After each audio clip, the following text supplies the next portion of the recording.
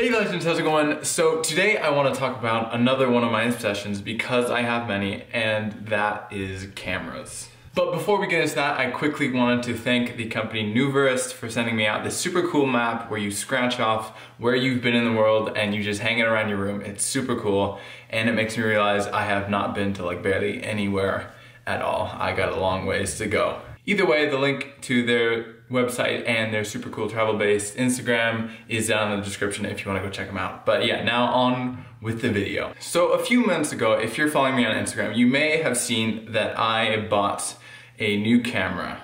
I went from this camera, the Lumix FZ1000, I think, am I getting that right? Yeah, something like that, to this camera, the Sony A5100. And if you know anything about cameras or just about like how bigger things are generally more expensive, you might wonder, why did I buy a cheaper camera to upgrade my older camera? And that is a very good question that I have even been asking myself. And the reason for that is one word: lenses. So if you know anything about this camera, you'll know that you cannot take the lens off. I have tried as hard as I possibly can and I cannot seem to get it off. And while this has like a really nice lens on it, a really long zoom lens, which is a 25 to 400 millimeter equivalent, if you know what that means, it's lackluster in some ways. So for all the things that it doesn't have, for all the features that it doesn't have, you can't change that because you're stuck with it. You have to keep this lens, which is fine for most of the time, but for some things, like this shot right now with like the bokeh behind, you can't get that with this camera. And the reason that is so important is because there are a lot of really nice lenses out there and a lot of lenses that have some really cool effects, like this lens, the Canon EF 50mm f1.4, which is a lens that my mom used to use for photography, but we still have it. Thus, if I got an adapter for this camera that I'm shooting on now, I can use this and then get these cool, awesome effects and really good low light.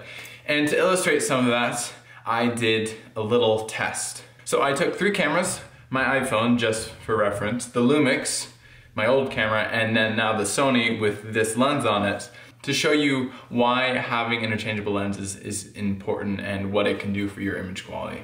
So the way this is gonna work is, it's not very scientific, but I have the shot, it's only lit by Christmas lights, and I'm just gonna see how good of an image I can get out of each camera. So first we're gonna start with the iPhone, and what we're gonna do is what the exposure looks like to me in real life, and then we'll go to what the camera does best, what I think it looks the best at.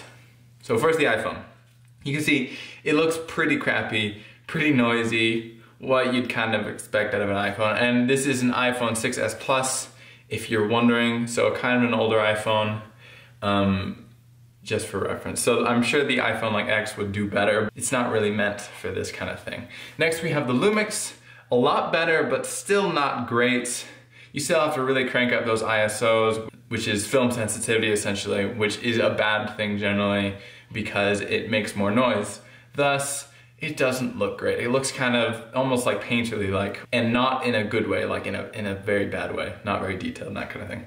And then we move on to the Sony Alpha, this one, and you can see that it looks much, much better. It's doing really, really well.